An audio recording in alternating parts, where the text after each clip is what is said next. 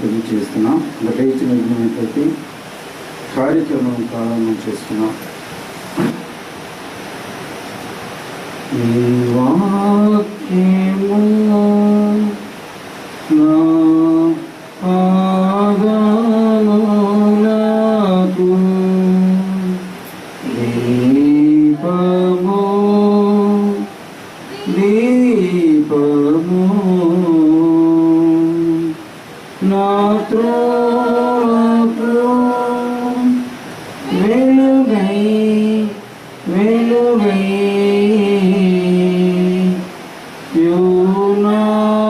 యునాటి ఆ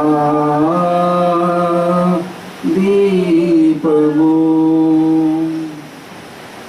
సమస్త దేశములారా యెహోవాకు ఉత్సాహ ధ్వని చేయుడి, సంతోషముతో యెహోవాను సేవించుడి. ఉత్సాహ గానము చేయుచు ఆయన సన్నిధికి రండి. యెహోవాయే దేవుడిని తెలుసుకునుడి, ఆయనే మనలను పుట్టించాను. మనము ఆయన వారము, మనము ఆయన ప్రజలము, ఆయన వైపు గొర్రెలము. కృతజ్ఞత అర్పణలు చెల్లించుచు ఆయన గుమ్మములలో ప్రవేశించుడి. కీర్తనలు పాడుచు ఆయన ఆవరణములలో ప్రవేశించుడి. ఆయనను స్తుతించుడి, ఆయన నామమును గణపరచుడి. యెహోవా దయాళుడు, ఆయన కృప నిత్యముండును, ఆయన సత్యము తరతరముండును.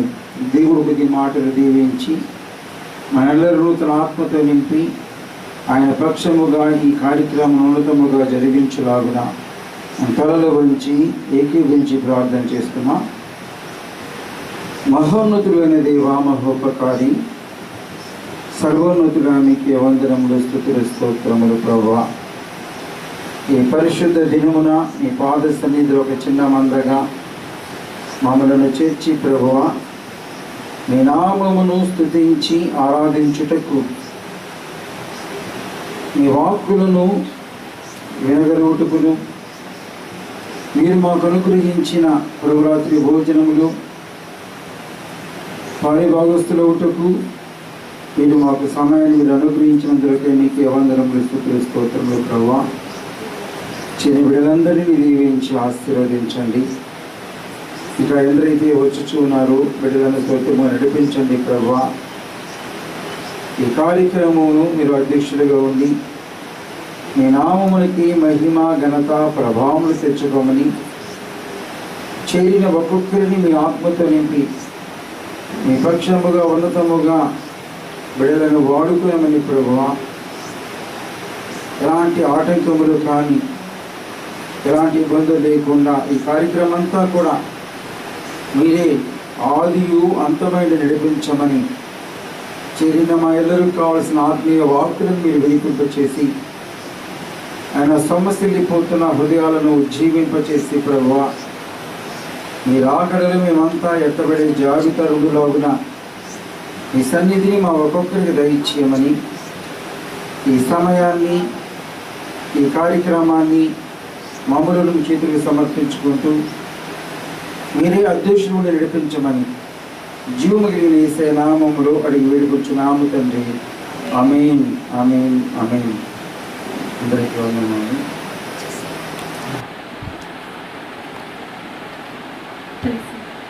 ఆశ్రయమా నా యేసయ్యా, ఆధారమే నీవయ్యా. ఆశ్రయమా నా యేసయ్యా, ఆధారమే నీవయ్యా.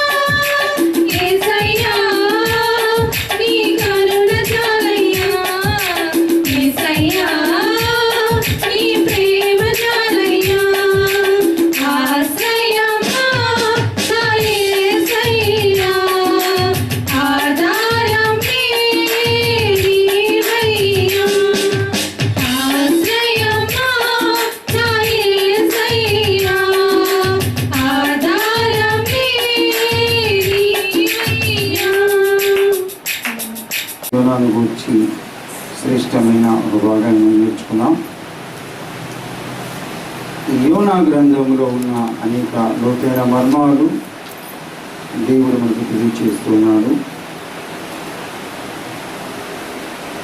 మనం వింటున్న ప్రతి వాక్కు కూడా అది దేవుని వాక్కు అయి ఉన్నది. గడిచిన వారమును మనం నేర్చుకున్న అంశము అవిధేయత. ఈ అవిధేయత వల్ల కలిగిన నష్టాలు, లాభాలు కూడా మనం నేర్చుకున్నాం. ఒకరి అవిధేయత అనేకులకు అది ఎంతగానో దుఃఖకరంగా ఉంటుందని కూడా చెప్తున్నాం. ఈ దినాన ఆయన ఆఖరిగా ఆ 9వ వచనంలో చెప్తూ 2వ అధ్యాయంలో అంతా యోనా ఆ యొక్క చేప కడుపులో ప్రార్థన చేసి ఎంతగానో పశ్చాత్తాపడి చెప్పిన ఆఖరి శ్రేష్టమైన మాట ఏంటంటే 9వ వచనంలో కృతజ్ఞతాస్తుతులు చెల్లించి నేను నీకు బలులను నడిపింతును, నేను మొక్కుకొనిన మొక్కుబడులను చెల్లింపక మానను, యెహోవా యొద్దనే రక్షణ దొరుకునని ప్రార్థించను. ఎవరికి ఈ రక్షణ దొరుకుతుంది అంటే అడున్న మాట, నేను మొక్కుకొనిన మొక్కుబడులను చెల్లింపక మానను. ఈ మొక్కుబడులు అంటే ఈ లోకములో సంఘాలు చెప్పేది మొక్కుబడులు అంటే కానుకలు అని.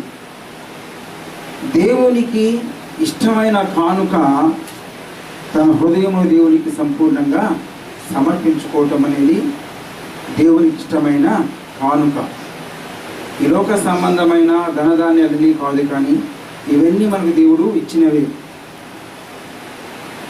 దేవుడు చెప్తున్న మాట, నీ హృదయమును నాకు ఇచ్చుట అది ఆశీర్వాదకరము, అది రక్షణకు మార్గము, అది పరలోక రాజ్యానికి అది ఒక మార్గము. ఇప్పుడు మన హృదయాన్ని ఆయనకి సంపూర్ణముగా కానుకగా సమర్పించుకున్నప్పుడు ఈ లోకాన్ని మనము ఆశించము, ప్రేమించము, ఈ లోకానుసారంగా నడుచుకో. అదే ఆయన కోరుకునేది. ఎందుకంటే ఈ లోకములో ఈ నరులను ఆయన సృజించింది ఆయన ఆరాధించేదానికి తప్ప మరి దీనికి కూడా కాదు. అందుని బట్టి ఆయన ఈ నిజమైన మొక్కుబడు లేదంటే, ఏనాడైతే మనము వాక్యాన్ని విని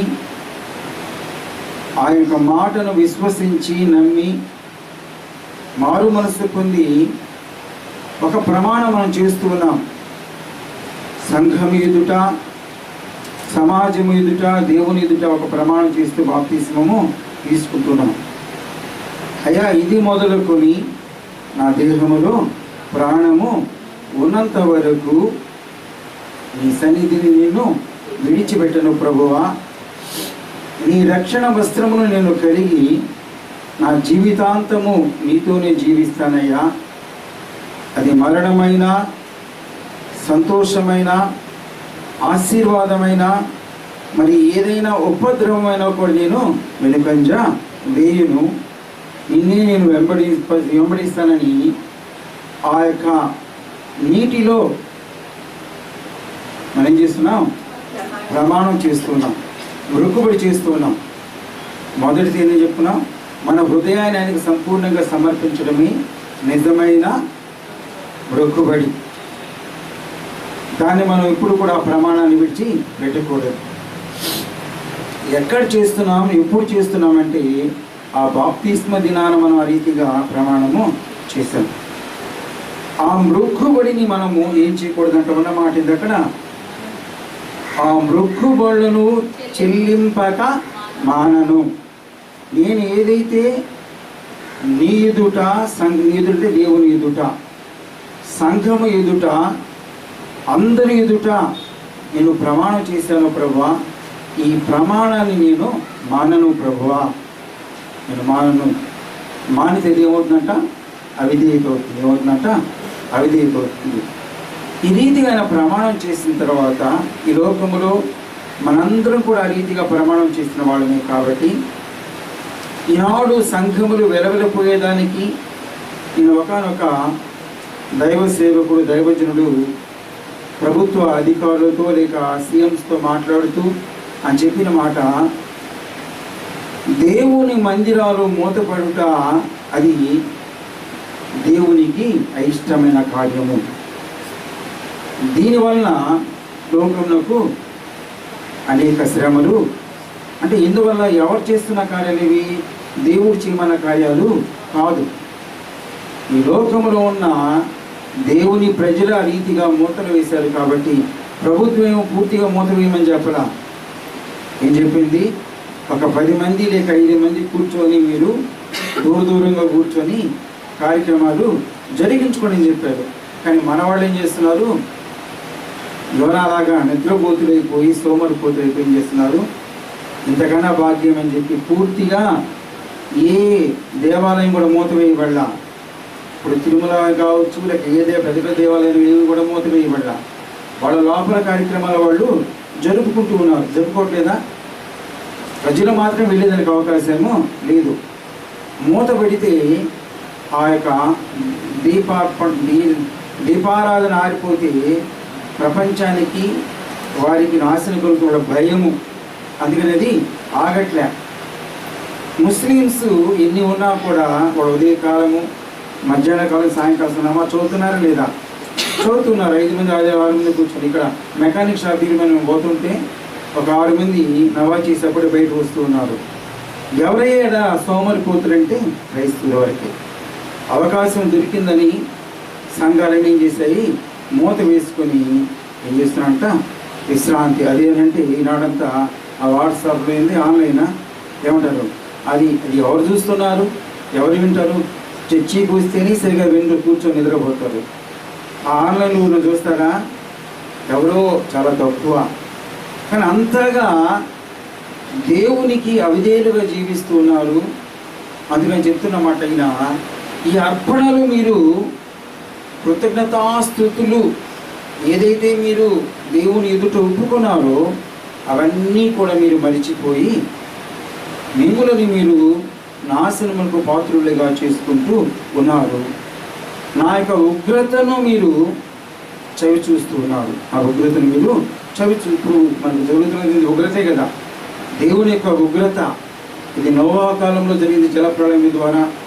అదే రీతిగా 2 పట్టణాలు, ఏ పట్టణాలు? సొదొమ గొమొర్రాలు పట్టణాలు అవిధేయులుగా ఉండి దేవుని మాట వినకుండా ఆ ఉగ్రతకు పాత్రులైనారు.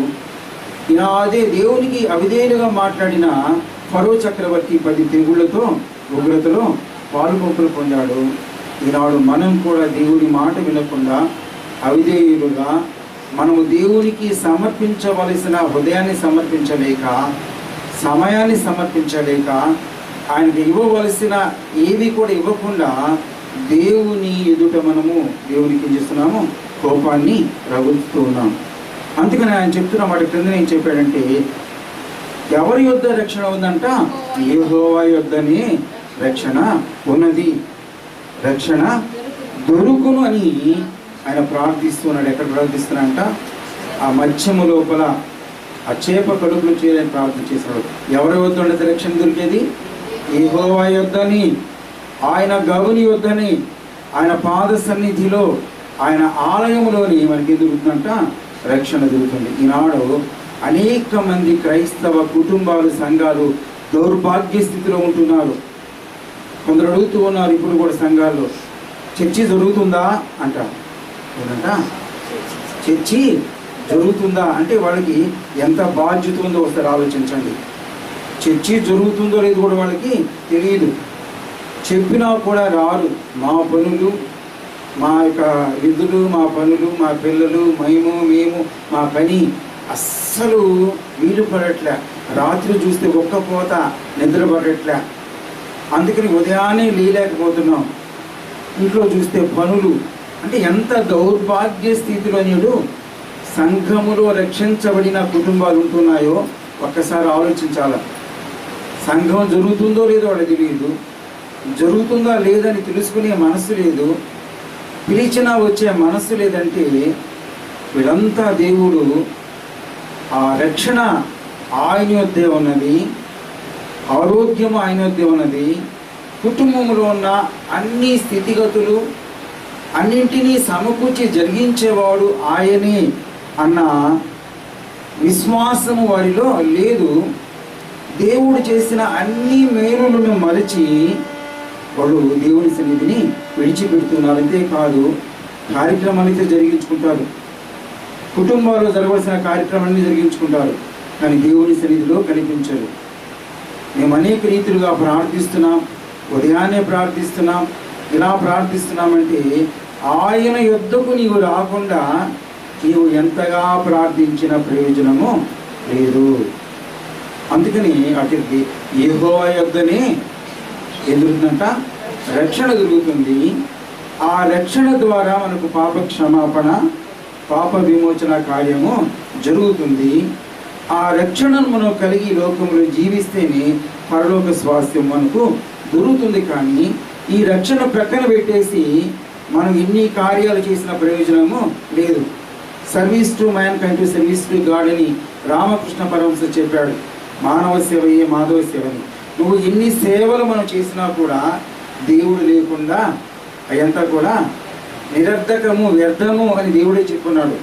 ఆయనను కలిగి ఆయన రక్షణలో కొనసాగుతూ ఆయన సన్నిధిని ప్రేమించి ఆయన కిష్టులుగా జీవిస్తూ అప్పుడు ఈ సెకండరీ ఉన్న యొక్క సేవా పరిచయం జరిగిస్తే అది దేవునికి ఇష్టం. అందుకని విశ్వాసము లేకుండా క్రియలు లేని విశ్వాసము మృతమని చెప్పాడు. విశ్వాసం ఉంది మనకు, కానీ క్రియలు మనకు లేదు. ఒకవేళ క్రియలు ఉన్నాయి, విశ్వాసం లేకపోతే ప్రయోజనము లేదు. ఎవరా విశ్వాసము? క్రీస్తే. నువ్వు క్రియలు జరిగిస్తూ ఉన్నావు, మంచి కార్యాలు జరిగిస్తూ ఉన్నావు, అనేక రీతులుగా సహకరిస్తున్నావు, సమాజంలో సేవా కార్యక్రమంలో జరిగిస్తున్నావు. కానీ విశ్వాసమునకు కర్తైన దేవుడు లేకుండా విశ్వాసము, క్రియలు లేని విశ్వాసము మృతమంటే క్రియలు లేకుండా ఆ విశ్వాసము ఉన్నా కూడా అది ప్రయోజనకరము తప్ప ఈ క్రియలు మనము జరిగిస్తూ కూడా ఆ విశ్వాసాన్ని మనం కలిగి ఉండకపోతే, ఆ విశ్వాసమునకు కర్తైన రక్షకుడైన విమోచకుడైన యేసయ్యను మనము కలిగి ఉండకపోతే ప్రయోజనము లేదు. అందుకని చక్కని పాట ఉంది, ఎంతో శ్రేష్టమైన పాట. మీరు వచ్చే వారం ఇది అర్థం నాకు చెప్పండి. సజీవుడవైనా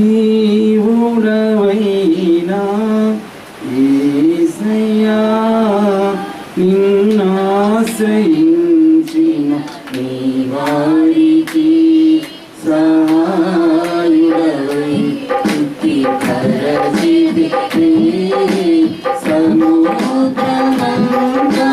సమృద్ధితో ఆనందించనియో అనుదినము కృప పొంది ఆరాధించనిన్నే ఆనంద కనులతో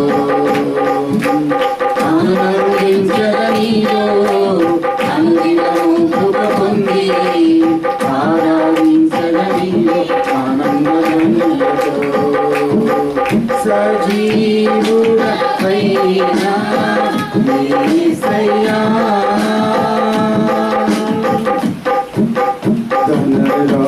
ధనరాశులేగా ధనవంతులకు ఈ లోక భాగ్యము దాచిన మేలును దయచేసినావే ఇహ పరమున నాకు ధనరాశులేగా ధనవంతులకు ఈ లోక భాగ్యము దాచిన మేలును దయచేసినావే ఇహ పరమున నాకు శ్రమల మార్గమును నిరీక్షణ ద్వారముగా చేసితివే శ్రేష్టమైనని వాగ్దానములతో శ్రమల మార్గమును నిరీక్షణ ద్వారముగా చేసితివే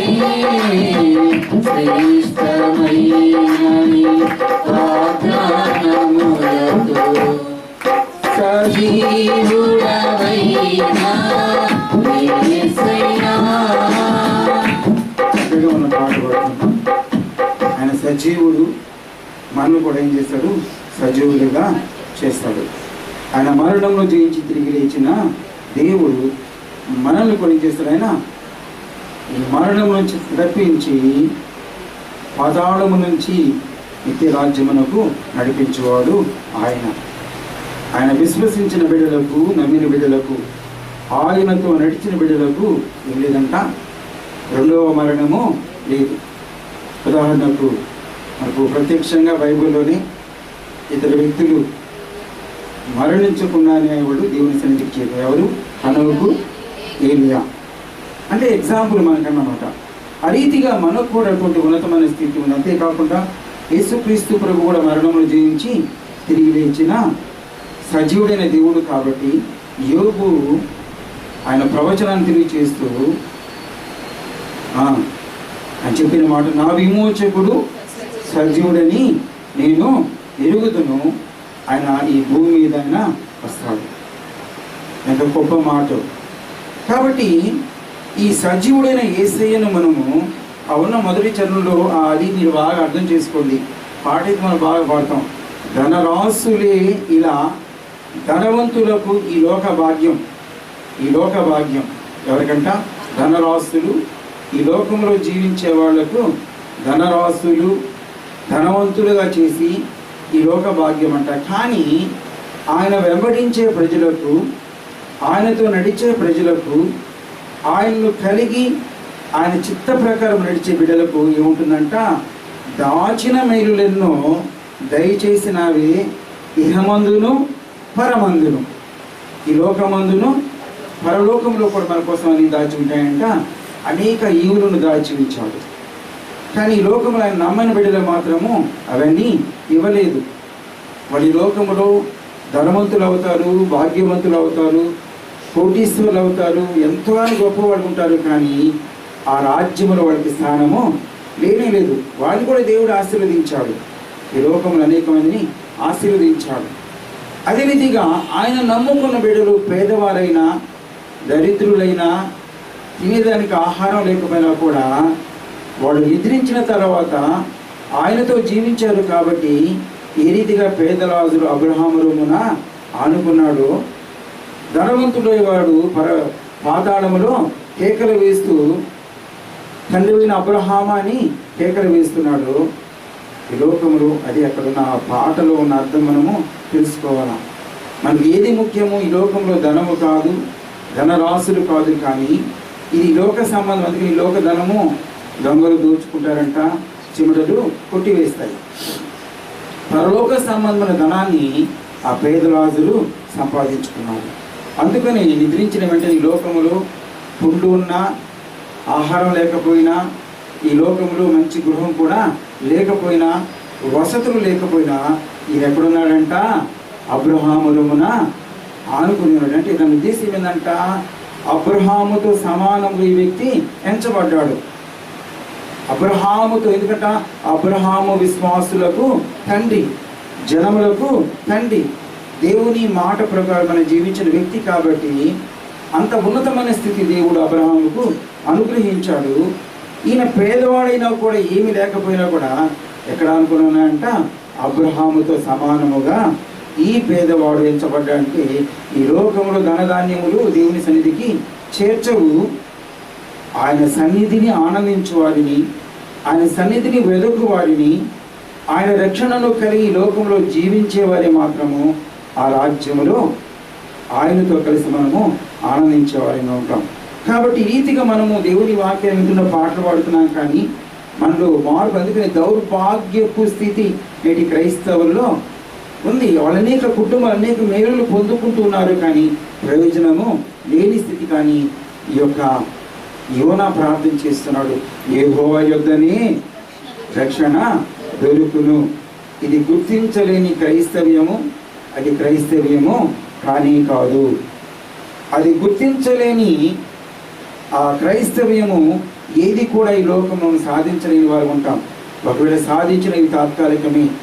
మన బిడ్డలైనా, మనమైనా కూడా, మన యొక్క కుటుంబాలైనా కూడా ఆయన సన్నిధిని వెదకలేకపోతే, ఆయన సన్నిధిని ప్రేమించి ఆయన సన్నిధిలో కనిపించలేకపోతే, ఈ లోకంలో జ్ఞానమున్నా, ఆరోగ్యమున్నా, దేవుడు ఆయుష్ను అనుగ్రహించిన, దేవుడు జ్ఞానాన్ని అనుగ్రహించిన ఇవన్నీ అంతలో కనిపించేంతలో మాయమైపోతాయి తప్ప అవి మన వెంట రానిరావు. అందుకని అంత చక్కని మాట చెప్పాడు. ఇప్పుడు 3వ అధ్యాయం చెప్తున్న మాట, ఎప్పుడైతే ఆ రీతిగా ప్రార్థన చేశాడో ఆ ప్రార్థన చేసిన వెంటనే ఆ యోనాలోని విశ్వాసం ఉంది, యెహోవా యొద్దనే రక్షణ దొరుకునని ఆ విశ్వాసాన్ని బట్టి దేవుడు ఆ మత్స్యమునకు ఆజ్ఞయ్యగా, 2వ అధ్యాయం ఆఖరిలో మత్స్యమునకు ఆజ్ఞయ్యగా అది యోనాను నేల మీద కక్కివేశాను.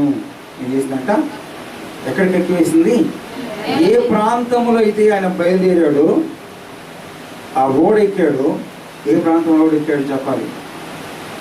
ఎక్కడ ఓడెక్కింది ఆయన దేవుడు చెప్పింది ఎక్కడ వెళ్ళాడు? నినివే పట్టణానికి వెళ్ళమన్నాడు. ఈయన ఎక్కడికి వెళ్ళాడు? తర్షీష్ వెళ్ళాడు. ఎక్కడిక్కడ ఓడ మనం చెప్పుకున్నాం, యొప్పే. ఎక్కడెక్కడు? యొప్పే అని ఒక ఓడ దగ్గర ఎక్కాడు.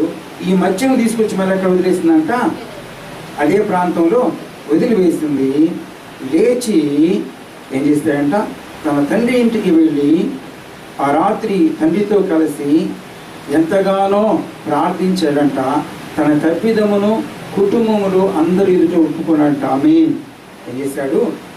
తను చేసిన తప్పిదాన్ని, యెహోవా మాట వినకుండా ఆజ్ఞను మీరు చేసిన తప్పిదముల కలిగిన నష్టాన్ని తన కుటుంబములు తండ్రితో కలిసి పంచుకొని ఎంతగానో వేదన చెందినప్పుడు, తన తప్పిదాన్ని ఒప్పుకున్నప్పుడు తండ్రి చెప్పిన మాట, ఈరోజు విశ్రాంతి తీసుకో, రేపు మాట్లాడుకుందాం, దేవుడిని బహుగా వాడుకుంటాడు. అది కుటుంబం యొక్క విశ్వాసం.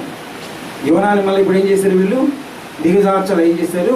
ప్రోత్సహించాడు. ఇక తండ్రి తన కుటుంబము ప్రోత్సహించింది. ఈనాడు అలాగ తన బిడ్డను వెనుకంజ వేస్తున్నప్పుడు కుటుంబంలో ఉన్న పెద్దలు తన బిడ్డను ఏం చేయాలంట? దైవికంగా ఆత్మీయంగా బలపరిచేవారుగా ఉండాలి. వారికి ధైర్యాన్ని ఇచ్చేవారు ఉండాలి. ఏ రీతి అంట? దేవుని మాట చొప్పున, ఈ లోకపరంగా కాదు, దేవుని మాట చొప్పున. అంతగా ఆయన తండ్రి యొక్క మాట విని ఆ యొక్క పనుకున్నప్పుడు దేవుడు మళ్ళీ ఏం చేశాడంట? 2వ మారు ప్రత్యక్షమయ్యాడు. ఆ 3వ అధ్యాయంలో అంతటా యెహోవా వాక్కు 2వ మారు యోనాకు ప్రత్యక్షమై సెలవిచ్చినదేమనగా, నీవు లేచి నినివే పట్టణమునకు పోయి నేను నీకు తెలియచేయు సమాచారము దానికి. ఎందుకు అంతగా ఆయన దానికి అని సంబోధించాయంటే, ఇప్పుడు ఆ మాట మనం చూస్తాము. ఆమె అయితే ఆయన అంటాం, కోపం వస్తే ఏం చేస్తాం? అది ఆమె అని తిడతాం. వాస్తవం కాదు, వాస్తవాలు కాదు. ఇది మంచిగా అయితే మనము ఆమె లేక ఆయన లేక మంచిగా చెప్తాం. బాగా కోపం వచ్చిందనుకో, వాడా అదే అని మాట్లాడతాం.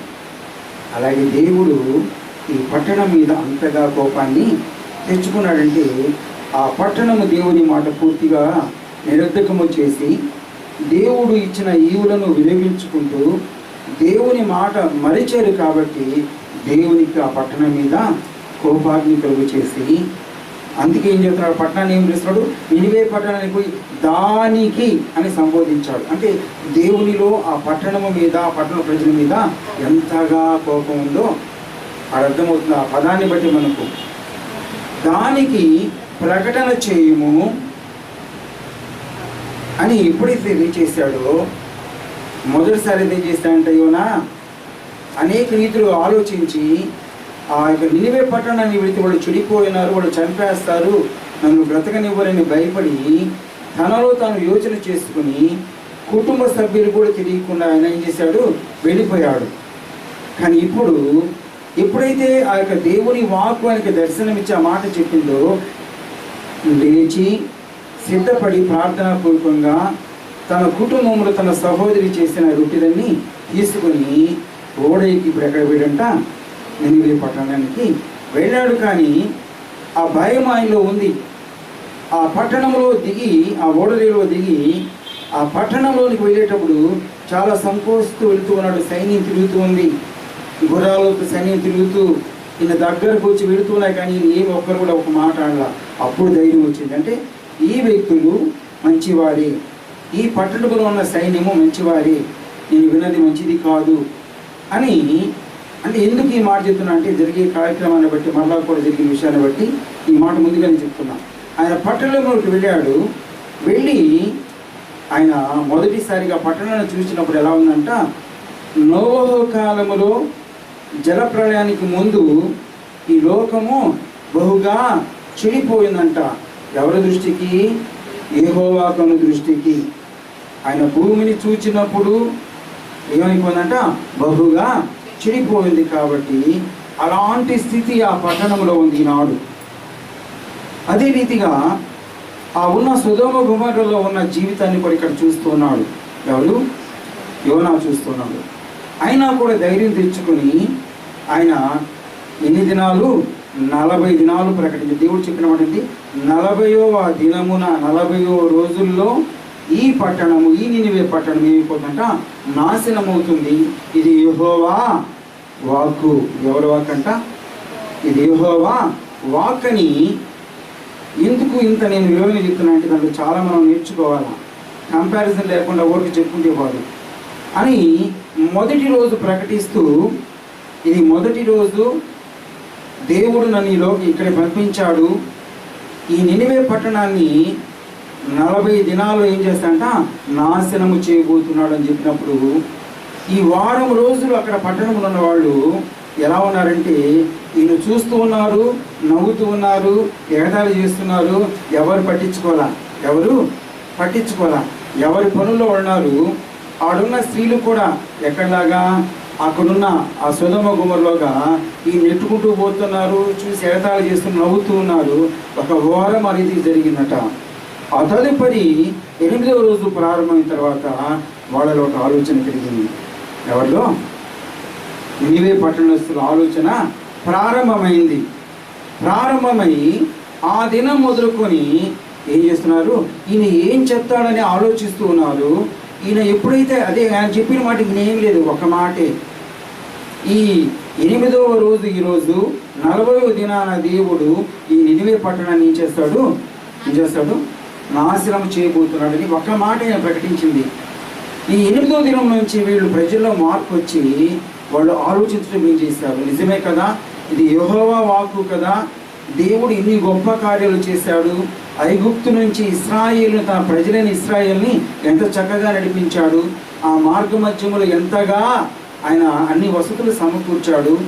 ఆయన మాట విన్న ఆ ఇశ్రాయేలీలు మోషే ద్వారా ఈ ఎర్ర సముద్రమును దాటించిన దేవుడు, ఆయన గొప్ప దేవుడు. ఆయన మాట వినని ఫరో సైన్యాన్ని ఆ ఎర్ర సముద్రంలో కూల్చివేసిన దేవుడని ఆ దినం మొదలుకుని వీళ్ళు ఆలోచించటము ప్రారంభించారంట. ఎన్ని రోజులు పట్టింది చింటూ? ఎన్ని రోజులు పట్టింది? 8వ రోజు నుంచి, అంటే వారం తర్వాత వీళ్ళు వారానికే వీళ్ళది ఏమొచ్చిందంట? ఏమొచ్చింది? అది నేను ఆలోచింపజేసేది. వారానికే వాళ్ళకి ఆ తలంపు కలిగింది. మనం పుట్టుకతో గ్రహిస్తున్నాం, అనేక సంవత్సరాల నుంచి మనం గ్రహిస్తున్నాం, ఆయన దేవుడి సన్నిధికి వస్తూ ఉన్నాం. ఎప్పుడైనా ఆలోచించామా? వాడు వారానికి అంత భయంకరంగా జీవించిన జీవితాలు కలిగిన వ్యక్తులే తింటూ, త్రాగుతూ, వ్యభిచారం చేస్తూ భయంకరంగా జీవిస్తున్న ఆ పట్టణస్తులే ఆ వారం రోజులు ఈ ప్రవక్త ప్రకటించిన ప్రకటనకు వాళ్ళు ఏమొచ్చిందంట? మార్పు వచ్చింది. కానీ వీటి క్రైస్తవ కుటుంబాలలో, క్రైస్తవ సంఘాలలో మార్పు లేదు. దేవుడు చెప్తున్నాడు, నేను త్వరగా వచ్చుచున్నాను,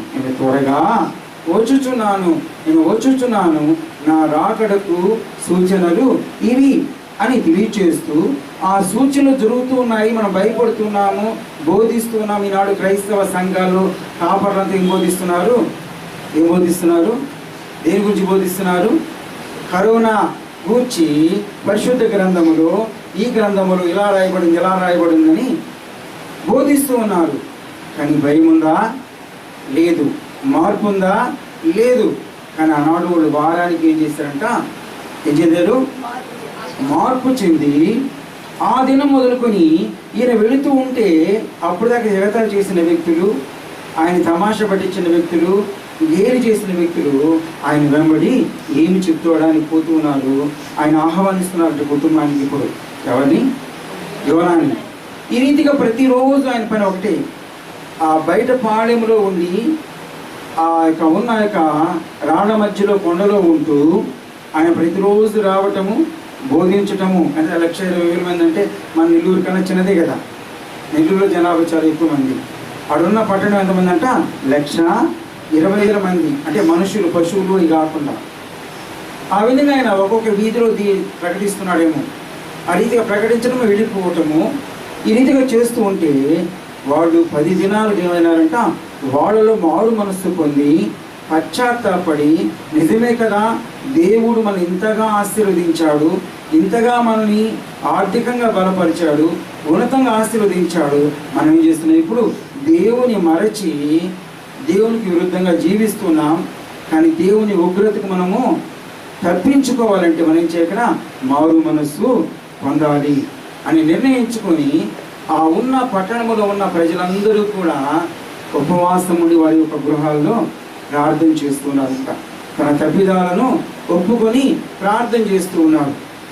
ఎంత గొప్ప మార్పు, ఎంత గొప్ప ధన్యత ఈనాడు ఏ క్రైస్తవ కుటుంబంలో, ఏ వ్యక్తులు ఆ మార్పు నేటి సంఘాల్లో ఉందో. ఇలా చెప్పాను కదా, చర్చి జరుగుతుందా అన్నారంటే వాడు ఎంత అధ్వాన స్థితిలో ఉంటున్నారు. ఆత్మీయంగా ఎంతగా దేవునికి దూరంగా జీవిస్తున్నారు. నా ప్రాణమా తినుము, త్రాగుము, సుఖించుము, చేసుకోండి, తినండి తప్ప దేవుని సన్నిధికి వచ్చే ఆలోచన కానీ తలంపు లేనే లేదు. కుటుంబ కార్యక్రమాలన్నీ జరిగించుకుంటుంటారు, కానీ అన్ని ఫంక్షన్స్ జరుపుకుంటాం, కానీ అన్ని దగ్గరికి వెళ్తాం, కానీ దేవుని మందిరానికి రావాలంటే వాడు చెప్పాడు కరోనా ఇప్పుడు అలా కాదు, రేపు లాక్డౌన్ ఇప్పుడు దాకా 31 తేదీ వరకు. అప్పుడు దాకా మేము ఇంట్లోంచి కాలు బయట పెట్టట్లే, ఏం తెచ్చుకోవట్లే, ఏం తినట్లే. ఆదివారం ఈరోజు అయితే మటన్ మార్కెట్, చికెన్ మార్కెట్ దగ్గర ఉంటారు వాళ్ళే. కానీ దేవుని మందిరానికి రావాలంటే కరోనా వచ్చింది కాబట్టి బయటికి రాకూడదంట. ఎంతటి దౌర్భాగ్యపు స్థితి ఉన్నటి క్రైస్తవుల్లో. దేవుడు ఎందుకు మనకు మేలు చేయాలా? ఎందుకు మనం రక్షించాలా? ఎందుకు మన ప్రార్థన ఆలకించాలా? ఎందుకు మన యొక్క ప్రతి అవసరతను తీర్చాలా? అవసరమైతే ఆయన పాద సన్నిధిలో ప్రార్థించడమే. మేము ప్రార్థిస్తున్నామయ్యా, ఉదయం ప్రార్థిస్తున్నాం, సాయంకాలం ప్రార్థిస్తున్నాం, అవసరమైతే మధ్యాహ్నం కూడా ప్రార్థిస్తున్నాం, అవసరమైతే మధ్యాహ్నం కూడా ప్రార్థిస్తున్నాం అని చెప్తారు. నీ ప్రార్థన నా ప్రార్థన దేవుడు ఆలకించడు. నీ ప్రార్థన నా ప్రార్థన దేవుడు ఆయన సన్నిధి నువ్వు ఎదగకుండా ఆయన రక్షణను విడిచిపెట్టి ఆయన కృతజ్ఞతాస్తుతులు చెల్లించలేక నీవు అడిగితే దేవుడు ఇస్తాడా? ఇవ్వడు. కానీ అది ఒక సంతృప్తి వాళ్ళది. మేము ప్రార్థన చేస్తున్నాం కదా, దేవుడు మా ప్రార్థన ఆలకిస్తాడు. కానీ దేవుడు ఇప్పుడు కూడా ఆ రీతిగా చేయడు. వాడు ఆ రీతిగా ఒక వారంలోనే మార్పు చెంది ఉపవాసం ఉండి ప్రార్థన చేస్తున్నప్పుడు ఈయన అనుదినము ఆ రీతిగా ప్రకటిస్తున్నా అంట. ఆ యొక్క పట్టణమంతా కూడా ప్రజలందరూ మార్పు చెంది తాము తప్పిదాలన్నింటిని ఒప్పుకొని ఉపవాసం ఉండి ప్రార్థన చేస్తున్నాడు. ఇవన్నీ ఎవరు చూస్తున్నారంట? యెహోవా కను దృష్టి ఆ పట్టణం మీద ఉంది. ఇందువల్ల ఆ పట్టణం మీద దుర్గతి కలుగబోతుందని చెప్పిన దేవుడు కాబట్టి ఆ పట్టణంలో వచ్చిన మారు మనస్సు, పశ్చాత్తాపాన్ని బట్టి ఆయన ఎంతగానో చూస్తూ ఆనందిస్తూ ఉన్న దేవుడు. కానీ యోనా మనసు అలా లేదు. చూడండి, యోనా ప్రకటించేవాడు ఎలా ఉంది? 40వ రోజు కల్లా ఈ పట్టణం ఏం కావాలా? నాశనం కావాలా? అది నేను చూడాలా? నేను కష్టపడి ఇంత దూరం వచ్చాను కదా, ఎన్ని శ్రమలు అనుభవించాను, నేను అది చూడాలని ఈయన ప్రకటిస్తున్నాడు. చూడండి, ఆ లోకంలో ఉన్న పట్టణంలో ప్రజలకు కలిగిన మారు మనస్సు, పశ్చాత్తాపాన్ని దేవుడు చూస్తున్నాడు తప్ప యోనా చూడట. యోనా దృష్టి ఏంటంట? దేవుడు ఈ 40వ దినాన ఏం చేయాలా? ఈ పట్టణం లేకుండా నాశనం చేయాలని చూస్తూ ఉన్నాడు. ఈ విషయము రాజు దాకా పోయింది. రాజుగారితో మంత్రి అయ్యా, పట్టణంలో ఉన్న వారందరూ కూడా అదిగో ఒక ప్రవక్త వచ్చున్నాడు, ఆ యోనా ప్రవక్త ప్రకటిస్తున్నాడు, యెహోవా వాక్కుగా ఆయన తెలియజేస్తూ ఉన్నాడయ్యా, ఇది పరిస్థితి అన్నప్పుడు ఆయన వారితో చర్చించి ఇది నిజమా అన్నప్పుడు ఆ దేవుడు చేసిన కార్యం నిజం చెప్పాను కదా, ఆ యొక్క ఉన్న ఐగుప్తు నుంచి ఆయన నడిపించడం, అవన్నీ వాడు తెలియచేసినప్పుడు ఆయన ఒక శాసనాన్ని తయారు చేశాడు. ఈ పట్టణంలో ఉన్న ప్రతి కుటుంబము, ప్రతి బిడ్డ, పశువులు అన్నీ కూడా ఏం చేయాలంట, ఉపవాసం ఉండి ప్రార్థన చేయాలి అని శాసనాన్ని తయారు చేసి రాజు ఆ మంత్రులు అందరూ కలిసి కూడా వాళ్ళు కూడా ఉపవాసం ఉన్నారంట. ఇవన్నీ చూస్తున్నాడు. 40వ దినం వచ్చిందంట. పాపం 40వ దినం వస్తే ఎవరు ఆతృతగా ఉన్నారు, ఎవరు భయంగా ఉన్నారు? రెండు ఉన్నాయి. ఎవరు ఆతృతగా ఉన్నారు చెప్పాలా? యోనా చాలా ఆతృతగా ఉన్నాడు. ఇంకా నాశనం కాలేదే, ఇంకా నాశనం కాలేదని చూస్తున్నాడు. ఎవరు అంటే దైవ సేవకులు, దైవజీలు అలా ఉన్నారా? కానీ ఆయనలో ఉన్నది ఏంటంటే, నన్ను అంత దూరం పంపించాడే, నేను ప్రకటించానే, ఇప్పుడు నేను ఇది జరగకపోతే నా మాట ఒకరు కూడా నమ్మరు, నాకు విలువ తగ్గిపోతుంది కదా ప్రవక్తని చెప్పుకోవటం. అది ఆయన ఆలోచన. నేటి క్రైస్తవ సంఘాలు నాకు ఆపదలు కావచ్చు, అనేకమైనటువంటి మనస్తత్వాన్ని కలిగి ఉన్న వాడు చెప్పిందే జరగాల, దేవుని మాట వాడికి అవసరము లేదు. ఇది చాలా కోపం వస్తుంది. కానీ ఆ ప్రజలు ఆ 40వ దినం అంతా పూర్తయిన తర్వాత ఎంతగానో సంతోషిస్తూ ఆనందిస్తూ, ఇక్కడైతే మనం ఏం చేస్తారు, బాణసంచా కాల్చి ఆనందిస్తారు. కానీ అక్కడ బాణసంచా లేదు కాబట్టి సంతోషించి ఆనందిస్తూ, ఎవరిలో? ప్రభువులు, క్రీస్తులు. దేవుడు చేసిన కార్యమును బట్టి దేవుడు మా ప్రార్థన ఆలకించాడు, మా మనవులైనా ఒగ్గాడు, మమ్మలనైనా క్షమించి, మా తప్పిదములు ఆయన క్షమించి మమ్మలను ఆయన బిడ్డలుగా చేసుకున్నాడని సంతోషిస్తూ ఉంటే ఆ పట్టణం అంతా ఈయన మూతి ముచ్చు కూర్చుకొని ఎక్కడ పరిగించాయంట, ఆ బండల మధ్యలోని కొండల మధ్యలో వచ్చి దేవుడి మీద కోపంతో ఆ రాళ్ళు ఇసిరేస్తూ ఒక చిన్న పాకలాగా వేసుకున్నాడు. టైం కాదు, ఎవరి మీద కోపం? పాకలాగా వేసుకుని గమ్ము కూర్చున్నాడా? మళ్ళీ పట్టణం వైపు చూస్తున్నాడు. ఇంకా నాశనం అయిందా కాలేదా, ఇంకా నాశనం అయిందా కాలేదని చూస్తూ ఆ చిన్న పాకలాగా వేసుకున్నాడంట. ఎండ పడుతూ ఉంది, కోపడుతున్నాడు, అలసిపోనాడు. కాబట్టి అటు కొనుగుతూనే ఒక స్వరం యొక్క దేవుడు కలుగు చేసి ఆ రాత్రి గాక ఒకే దినములది ఎదిగి పెద్ద ఆకులు ఆ ఉన్న చిన్న ఆ యొక్క పంది లాంటి దానికి అల్లుకొని చక్కగా నడిపించాయంట. ఎవరికి? యోనాకి. అంటే ఏమైనా ఉద్దేశము? నీకు నేను తోడై ఉన్నాను. ఏందని అర్థము? నీకు నేను తోడై ఉన్నాను, నీ అలసట తీర్చేవాడును నీవు సొమ్మసిల్లిపోయినావు, నేనేం చేస్తాను, లేవనెత్తువాడను నేనే అని. ఎప్పుడైతే ఆ సొరతీగలు అల్లుకున్నాయో మంచి ఆకులతో చక్కగా నేడొచ్చింది, చక్కని గాలి కొడుతుంది, వెంటనే సొరకాయ కూడా వచ్చింది, డౌట్ వచ్చింది. ఇది సొరకాయేనా అని చూసాడు ఒకసారి. అదేంటి సొరకాయ. ఒక్క రోజులో ఎలా వచ్చిందో అప్పుడు ఆలోచించాలి ఆయన. చక్కగా నేడొచ్చింది, హ్యాపీగా నిద్రపోయాడు. తెల్లారింది. దేవుడు ఏం చేశాడంట, ఒక పురుగును కలుగు చేయగా ఆ పురుగు వచ్చి ఆ సొర చుట్టు యొక్క కాండమును కట్ చేసేస్తుంది. వడగాల్పులు వీచగా ఆ చుట్టు ఏమైందంట, ఎండిపోయింది. ఆకులు ఎండిపోయాయి, ఫలాలు కూడా ఎండిపోయాయి. సూర్యరశ్మి ఆయన మీద పడుతుంది. ఎవరి మీద? అప్పుడు లేచాడు. అప్పుడు దేవుడి మీద ఎంతో కోపం కలిగింది ఆయనకి. కోపం కలిగి దేవుణ్ణి, నన్ను చంపేయి ప్రభువా, నన్ను ఇంత దూరం పంపించావు, నేను ప్రకటించాను, నా ప్రకటన ఏమైపోయింది? వ్యర్థమైపోయిందయ్యా. ఆ పట్టణము ఏమి కాల. చాలామంది ప్రార్థన చేస్తారు, ప్రార్థనకు జవాబు ఇవ్వలేదనుకో, దేవుడు ఉన్నాడా, దేవుడు నీకు చేస్తాడా, దేవుడు ఇలా జరుగుతుంది అంటారు. కానీ దేవుడు ఏం చేస్తాడు? ఆలస్యము చేయవాడు ఆయన్ని, ఆలస్యములు అద్భుతాలు చేయవాడు కూడా ఆయన. దాన్ని మర్చిపోతాడు. ఆ రీతిగా ఆయన మాట్లాడుతున్నప్పుడు అప్పుడు ఆయన చెప్పిన మాట చక్కగా మనం చూస్తే 4వ అధ్యాయంలో, అందుకు యెహోవా పైన కూర్చోద్దాం 8 నుంచి మరియు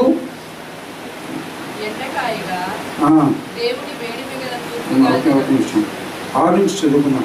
దేవుడైన యెహోవా సొర చెట్టు ఒకటి ఏర్పరిచి అతనికి కలిగిన శ్రమ పోగుట. చూడండి, దేనికి ఆ చెట్టును ఆయన చేశాడంట? అలసిపోయినాడు, శ్రమపడు. అంటే దేవుడు అలసిన సొలసిన ప్రాణాలను సేద తీర్చువాడు ఆయనే. ఈ లోకంలో మనుషులు ఎవరు ఆ విధంగా చేయలేరు. ప్రసిన ప్రాణాన్ని, సొమ్మసిల్లిన వారిని, సొలసిన వారిని కాపాడి వాడిని పోషించి ఉజ్జీవపరచువాడు ఎవరంట? ఆయనే. చూడండి, ఈయన పంపించాడు. పంపించిన యొక్క యోనా ఇప్పుడు శ్రమలో ఉన్నాడు, ఎండలో ఉన్నాడు, ఎంతగానో అలసిపోన్నాడు. ఆ ఎండలో ఉంచాడు దేవుడు. ఏం చేశాడంట? చెప్తుంది, అది పెరిగి యోనా తలకు పైగా నీడ ఇచ్చినట్లుగా చేశాను. ఆ సొర చెట్టును చూచి యోనా బహు సంతోషించను. అంటే మేలు కలిగినప్పుడు మనం ఏం చేస్తామంట? ఎంతో సంతోషిస్తాం. ఏమో, దేవుడు నాకు మంచి కుమారుడు ఇచ్చాడు, మా కుమారుడు మంచి మార్కులు ఇచ్చాడు, మంచి ఉద్యోగం ఇచ్చాడు, మంచి ఆరోగ్యం ఇచ్చాడు. ఏదైనా కష్టం కలిగిందనుకో వెంటనే మనం ఏం చేస్తామంట? చెప్పాలి, సనుగుతూ గొడుగుతూ దేవుడిని దూషిస్తాం.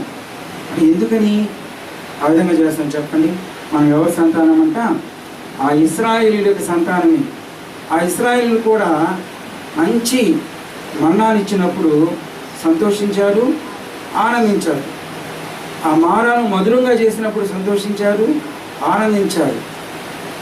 ఎర్ర సముద్రాన్ని దాటించినప్పుడు సంతోషించారు, ఆనందించారు. మరలా దాహం అయితే మరేం చేస్తున్నారు? సనుగుతూ గొణుగుతూ ఏం పోగొట్టుకున్నారు? తన ప్రాణములను పోగొట్టుకుని అనేక మంది మరణించాను అని దేవుని వాక్యము తెలియజేస్తుంది. ఆ సంతానమే మనం కాబట్టి వీలు చేస్తే సాక్ష్యము, కృతజ్ఞత కూడిక, భోజనాలు అన్నీ సమకూరుస్తాం. ఏదైనా నష్టం కలిగిందనుకో, ఏదైనా మనం అనుకున్న జరగలేదనుకో, మనం ఏం చేస్తాము? దేవుని ఏం చేస్తాము? నీవు కష్టములోనైనా, శ్రమలోనైనా, ఆపదలోనైనా ఈ దేవుణ్ణి స్తుతించు, ఆరాధించడం దేవుని వాక్యం చెప్తే మనం అలా చేయము. మనం ఏదైతే జరగలేదో వెంటనే మనం ఏం చేస్తాము? దేవుడు మాకు ఈ కార్యము జరిగించలేదు, మా ప్రార్థన ఆలకించలేదు, మా ఇంటి మీద మా మీద దేవుడు కక్ష కట్టున్నాడంట. దేవుడు ఏం కట్టున్నాడంట? చెప్పాలా? కక్ష కట్టున్నాడు. అందుకని మాకు ఏది జరిగించాలనుకున్నా ఆ కార్యము జరగట్లేదని దేవుని మీద నెపం మోపుతున్నాడు. మేలు కలిసి సంతోషిస్తున్నారు. ఈయన కూడా ఇప్పుడు శ్రమలో ఉన్నాడు, నీడ కావాలా? మంచిగా చెట్టు ఎదిగింది. ఆ సొర చెట్టును నీడను చూసి ఏం చేశానంట? సంతోషిస్తూ ఉన్నాడు. మరుసటి ఉదయం మందు పురుగును ఏర్పాటు చేసి అది ఆ చెట్టును తొలచినందున చూడండి, మనం సంతోషించే సమయంలో, ఆనందించే సమయంలో దేవుడు ఏం చేస్తాడంట? మనకు కొన్ని శ్రమలు కలుగు చేస్తాడు, కొన్ని కష్టాలు కలుగు చేస్తాడు.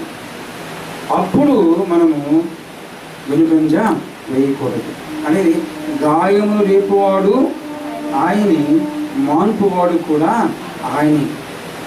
ఆ కష్టమును రేపువాడు ఆయనే, ఆ కష్టమును తీర్చువాడు కూడా ఆయనే. ఇక్కడ కూడా సంతోషించాడు యోనా. ఇప్పుడు మనం ఏం చేస్తున్నాడు? ఆ యోనాకు ఆ కష్టాన్ని తెలియచేస్తూ ఆ చెట్టు ఇప్పుడు ఏమైపోయిందంట? ఎండ దెబ్బ తగలగా అతడు సొమ్మసిల్లి బ్రతుకుట కంటే చచ్చుట నాకు మేలనుకునేను. అప్పుడు దేవుడు ఆ సొర చెట్టును గూర్చి ఈ మనుషుల యొక్క ఘనత, ఈ యొక్క ఆనందాలను కూడా తాత్కాలికం. దేవుని ద్వారా ఘనత మనకు అది ఆశీర్వాదకరమైనది. మరిచిపోయి ఆ దౌర్భాగ్యపు కుటుంబాలుగా ఉంటూ ఉదయాన్నే 100 మంది నిద్ర లేదంట. పాపం అవసరమైతే లేస్తారు, వాళ్ళకి పని ఉంటే లేస్తారు, అవసరమైతే లేస్తారు. దేవుని సన్నిధి కంటే లేయాల్సిన అవసరము లేనే లేదు. అంటే ఇవన్నీ ఏంటి చెప్పేదంటే, దేవునికి విరోధంగా పాపం తెచ్చుకొని ఏం చేస్తున్న శాపాన్ని మూట కట్టుకుంటూ ఉన్నాం. ఇచ్చిన సామాన్య సద్వినియోగం చేసుకోలేకపోతున్నాం. ఈ రాకడి దినాలలో సద్వినియోగం చేసుకోలేకపోతున్నాం. కానీ పాడుతున్నాం రాకడి సమయమేమో, కానీ ప్రయోజనము ఏమీ లేదు. కాబట్టి ఈ యోనావళి మనం ఈ లోకములు విధేయత కలిగి జీవించాలా, ఆయన మాట చొప్పున నడుచుకోవాలా.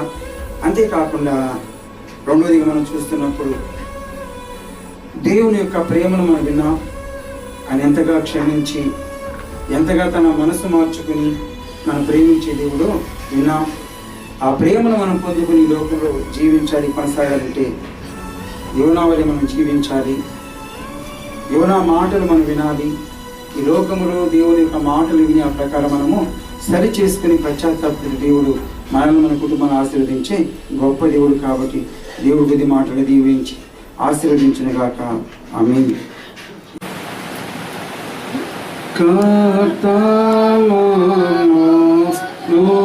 దీవించి క్షేమాన్నిచ్చి